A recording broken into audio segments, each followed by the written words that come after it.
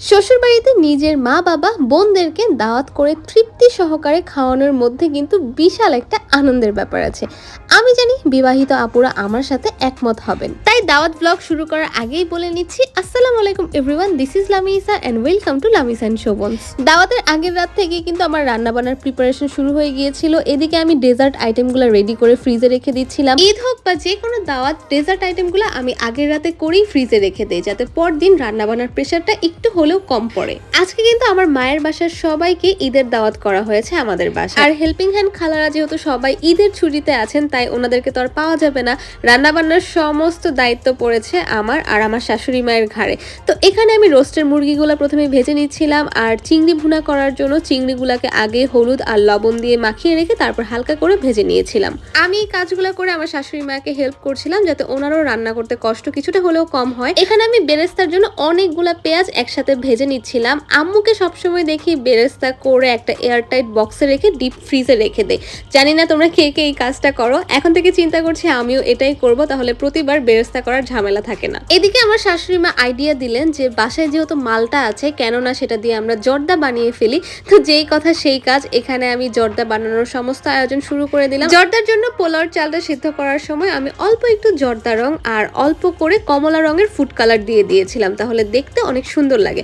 আসলে food colour add করলে স্বাদের কিন্তু কোনো ভিন্নতা আসবে না। আর একটা বিষয় হচ্ছে, জর্দার উপরে মালাই আর এই ছোট মিষ্টি যদি না থাকে তাহলে কি চলবে বলো? তো সেগুলোও অ্যাড করে দিয়েছিলাম। সত্যি কথা বলতে, যে বাসায় দাওয়াতের আয়োজন করা হয়, একের পর এক রান্না বান্নার কাজ কিন্তু চলতেই থাকে।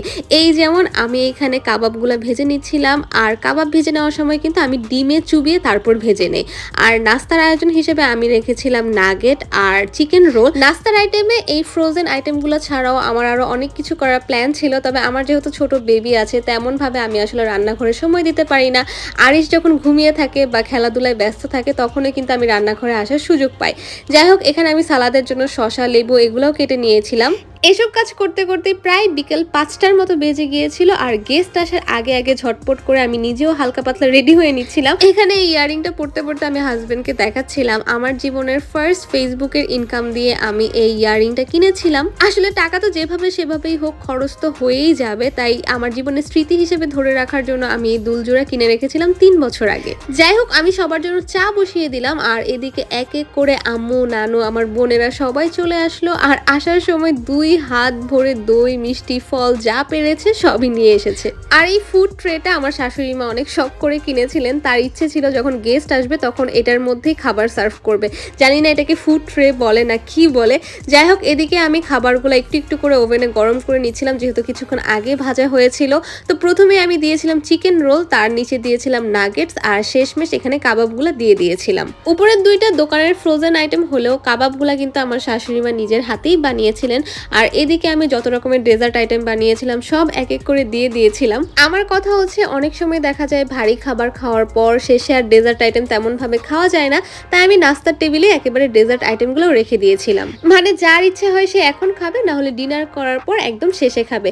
যাই হোক, কথা বলতে বলতে আমার বোন নাবিলা আর তার হাজবেন্ডও কিন্তু চলে আসে। আমার শাশুড়ি মা তো সবাইকে দেখে এত খুশি হয়েছিলেন, তিনি কিন্তু সবার সাথে একদম গল্পে মেতে উঠেছিলেন। আর সত্যি কথা বলতে, যে কোনো দাওয়াতের আয়োজন ছাড়া কিন্তু সব আত্মীয় স্বজনের সাথে তেমন ভাবে এখন আর দেখা সাক্ষাৎ হয়ই না। হ্যাঁ, ফোনে কথাবার্তা হয়, কিন্তু দেখা সাক্ষাতেরও কিন্তু প্রয়োজন আছে। আচ্ছা, ভাজা পোড়া নাস্তা টাস্তা করার পর এবার সবাই গল্প করতে করতে চা নিয়ে বসলো। আর এই 2 বাবুকে দেখে অবশ্যই তোমরা মাশাআল্লাহ বলে দিও। ছোট বাবুটা কিন্তু আমার ভাসুরের মেয়ে। তো রাত 9:30 কি 10টার দিকে আমি আর আমার শাশুড়ি মা মিলে টেবিল গুছিয়ে ফেললাম ডিনারের আইটেম দিয়ে। খাবারের মেনুতে প্রথমেই ছিল পোলাও, রোস্ট, গলদা চিংড়ি মাছ ভুনা, বড় কাতল মাছ ফ্রাই, সেই সাথে কাবাব, গরুর মাংস, সালাদ। খাবার শেষে ড্রিঙ্কস আইটেম হিসেবে বোরহানি সহ মোজো আর 7 আপও কিন্তু রাখা হয়েছিল। যদিও আমার আরো 2-3টা আইটেম করার প্ল্যান ছিল, তবে আমার যেহেতু বাবু ছোট, তেমন ভাবে আর কোনো কিছু করে উঠতে পারিনি। তবে হ্যাঁ, নিজের কাছে খুবই স্যাটিসফাইড লাগছিল টেবিল ভর্তি খাবার দেখে। সবাই আলহামদুলিল্লাহ তৃপ্তি সহকারে প্রত্যেকটা আইটেম খাচ্ছিল, অনেক অনেক প্রশংসা করছিল, আর এটা দেখে আমার মনটা কিন্তু খুশিতে ভরে উঠছিল। সো আজকের মতো ব্লগটা এ পর্যন্তই। তোমাদের কাছে কেমন লেগেছে দাওয়াত ব্লগ অবশ্যই জানাবে। Thanks for watching. Tata, bye bye, Allah Hafiz.